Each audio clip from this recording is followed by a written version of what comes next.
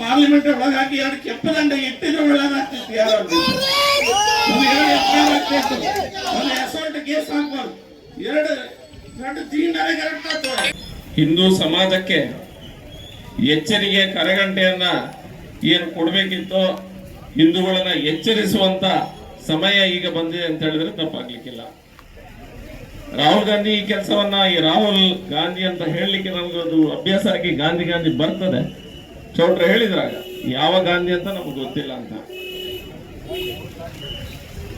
ಈ ರಾಹುಲ್ ಅನ್ನುವಂತ ವ್ಯಕ್ತಿ ಎಲ್ಲರಿಗೂ ಸಹ, ಪ್ರಧಾನಮಂತ್ರಿಗಳಿಂದ ಹಿಡಿದು ಎಲ್ಲರಿಗೂ ಸಹ ಅವ ಇವ ನಾನು ನೀನು ಅನ್ನುವಂತ ಏಕವಚನಲ್ಲೇ ಮಾಡುವಂತ ಮಾತಾಡುವಂತ ವ್ಯವಸ್ಥೆ ಇವನ ಕಲ್ಚರಲ್ಲೇ ಇದೆ.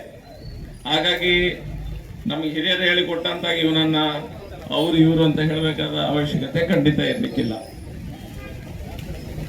ಸದನದಲ್ಲಿ ಪಾರ್ಲಿಮೆಂಟ್ ಅಲ್ಲಿ ಏನ್ ಮಾತಾಡಿದಾನೆ ಅನ್ನುವಂಥದ್ದನ್ನ ನಾವೆಲ್ಲ ಕೇಳಿಸ್ಕೊಂಡಿದ್ದೇವೆ. ಆ ಮಾತಾಡ್ಲಿಕ್ಕೆ ಹೇಗೆ ಧೈರ್ಯ ಬಂತ ಅನ್ನೋದು ಮಾತ್ರ ಪ್ರಶ್ನೆಯಾಗಿ ಉಳಿದಿದೆ. ಎಲ್ಲೋ ಒಂದ್ ಕಡೆ ಅವನಿಗೆ ಹಿಂದೂಗಳ ಬಗ್ಗೆ ಏನು ಮಾತಾಡಿದ್ರೆ ಸಹ ಇವ್ರು ಕೇಳ್ತಾರೆ, ಏನ್ ಮಾತಾಡಿದ್ರೆ ಸಹ ಇವರನ್ನ ಜಾತಿ ಜಾತಿ ಅಂತ ಹೇಳಿ ಇವರನ್ನ ವಿಭಜನೆ ಮಾಡಿ ಓಟನ್ನ ತೆಗೆದುಕೊಳ್ಬಹುದು ಅನ್ನುವಂತ ಧೈರ್ಯ ಎಲ್ಲೋ ಅವನ ಮನಸ್ಸಿನಲ್ಲಿ ಇರಬಹುದು. ಹಿಂದೂಗಳು ಶಾಂತಿ ಪ್ರಿಯರಲ್ಲ, ಹಿಂದೂಗಳು ಏನಿದ್ರು ಹಿಂದುತ್ವದ ಹೆಸರಲ್ಲಿ ಅಶಾಂತಿಯನ್ನ ಹರಡ್ತಾರೆ ಅನ್ನುವಂತ ಮಾತನ್ನ ಮೊನ್ನೆ ಹೇಳಿದ. ಈ ಹಿಂದೆ ಸಹ ಸ್ಯಾಫ್ರನ್ ಟೆರರ್ ಅನ್ನುವಂತ ಒಂದು ಟರ್ಮ್ ಅನ್ನ ಕಾಯಿನ್ ಮಾಡಿ ಸ್ವಲ್ಪ ಹಿಂದೂಗಳ ವಿರುದ್ಧ ಸಮರ ಸಾರುವಂತ ವ್ಯವಸ್ಥೆಯನ್ನು ಸಹ ಈ ವ್ಯಕ್ತಿ ಮಾಡಿದ್ದ. ಅವನಲ್ಲಿ ಬೊಗಳುತ್ತಿರುವಂತ ಸಂದರ್ಭದಲ್ಲಿ ಸ್ಥಳೀಯ ನಾಯಕರು ಸಹ ಸ್ವಲ್ಪ ಬಾಲ ಬಿಚ್ಚಲಿಕ್ಕೆ ಸ್ಟಾರ್ಟ್ ಮಾಡಿದ್ದಾರೆ.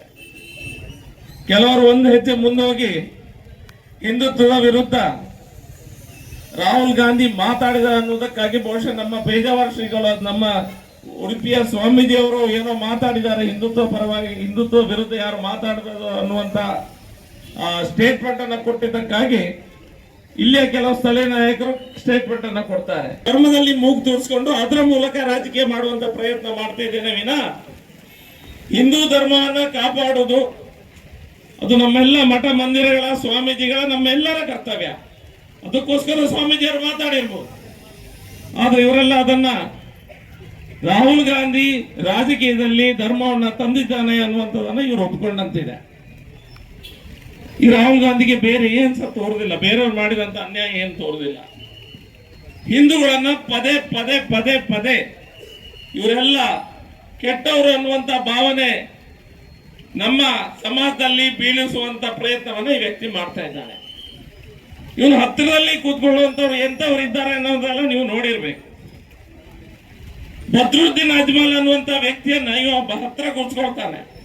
ಅಸ್ಸಾಂನ ಒಂದು ಸಂಘಟನೆಯ ನಾಯಕ, ಜಮಾತೆ ಉಲೇಮಾ ಹಿಂದ್ ಅನ್ನುವಂತ ಒಂದು ಸಂಘಟನೆಯ ನಾಯಕ. ಓಪನ್ ಆಗಿ ಭಾಷಣದಲ್ಲಿ ಹೇಳ್ತಾನೆ, ಹಿಂದೂಗಳ ವಿರುದ್ಧ ನೀವು ವೈಲೆಂಟ್ ಆಗಿ ಸಮರವನ್ನು ಸಾರಬೇಕು ಅನ್ನುವಂತ ಮಾತನ್ನ ಈ ವ್ಯಕ್ತಿ ಬದ್ರುದ್ದೀನ್ ಅಜ್ಮಲ್ ಹೇಳ್ತಾನೆ. ಅವನೊಟ್ಟಿಗೆ ಇವನು ಫೋಟೋ ಇದೆ, ಇವನ ತಾಯಿ ನಿಂತ್ಕೊಂಡು ಅವನೊಟ್ಟಿಗೆ ಫೋಟೋ ತೆಗೆಸ್ಕೊಳ್ತಾನೆ. ಆಗ ಅವರಿಗೆ ಈ ವೈಲೆನ್ಸ್ ಇದೆಲ್ಲ ನೆನಪಾಗುದಿಲ್ಲ. ಅವನೊಟ್ಟಿಗೆ ಇರುವಂತ ಒಬ್ಬ ವ್ಯಕ್ತಿ, ಇಂಡಿಯನ್ ಯೂನಿಯನ್ ಮುಸ್ಲಿಂ ಲೀಗ್ ನ ಕೇರಳದ 5 ಸಂಸದರು ಇರುವಂತ ಒಂದು ಸ್ಟೇಜ್ ನಲ್ಲಿ ಹಿಂದೂಗಳನ್ನ ನಿಮ್ಮ ದೇವಸ್ಥಾನದ ಎದುರು ನೇತಾಕಿ ಬೆಂಕಿ ಹತ್ತೇವೆ ಅನ್ನುವಂತ ಮಾತನ್ನ ಆ ಸಂಸದರು ಹೇಳ್ತಾರೆ. ಇವನಿಗೆ ಅದು ತೋರುದಿಲ್ಲ. ಇವನಿಗೆ ಹಿಂದೂಗಳೆಲ್ಲ ಅಸೋಸಿಯೇಷನ್ ಅನ್ನುವಂತ ಮಾತನ್ನ ಹೇಳ್ತಾ ಇರ್ತಾರೆ. ಹಿಂದೂಗಳು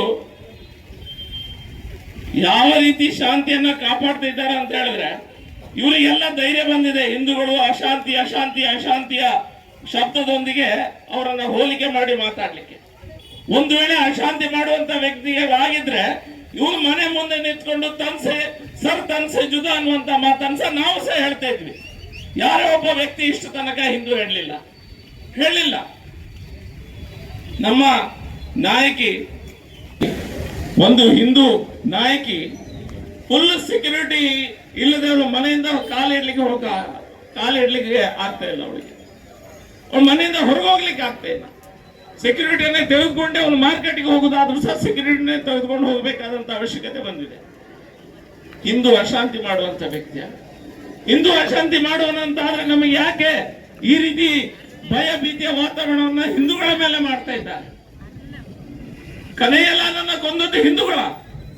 ಕನಯ್ಯಲಾಲ ಅವನನ್ನ ಯಾರು ಕೊಂದ್ರು ಅಂತ ಕೇಳಿದ್ರೆ ಮುಸಲ್ಮಾನ್ ಹೆಸರಿದೆ ಅನ್ನುವಂತ ಕಾರಣಕ್ಕಾಗಿ ಹೆಸರು ಹೇಳಲಿಕ್ಕೆ ಹೆದರ್ತಾರೆ ಈ ನಾಯಿಗಳೆಲ್ಲ.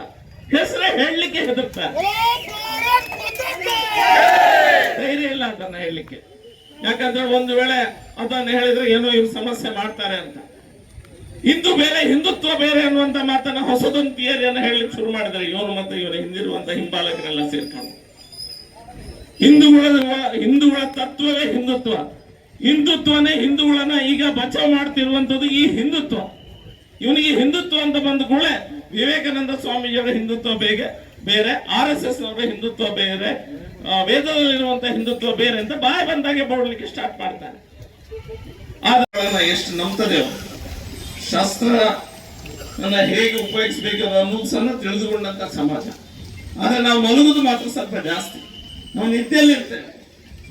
ನಿದ್ದೆಯಲ್ಲಿದ್ದವರನ್ನ ಎಚ್ಚರ ಮಾಡುವಂತ ಕೆಲಸ ಬಹುಶಃ ರಾಹುಲ್ ಗಾಂಧಿ ಮಾಡ್ತಾ ಇದ್ದಾನೋ ಅನ್ನುವಂತ ಮನಸ್ಥಿತಿ ನನಗೆ ಬರ್ತಾನೆ. ಕೆಲವು ಸರಿ ಎನಿಸ್ತದೆ ಅವನನ್ನ ಪಾರ್ಲಿಮೆಂಟ್ ಒಳಗಾಗಿ 2 ಕೆಂಪು ದಂಡೆ ಇಟ್ಟಿದ್ರೆ ಒಳ್ಳೇದಾಗ್ತಿತ್ತು. ಯಾರು ಅಸಲ್ಟ್ ಕೇಸ್ ಹಾಕ್ಬಾರ್ದು, 2 ತೀರ್ಮಾನ ಕರೆಕ್ಟ್ ಆಗ್ತದೆ.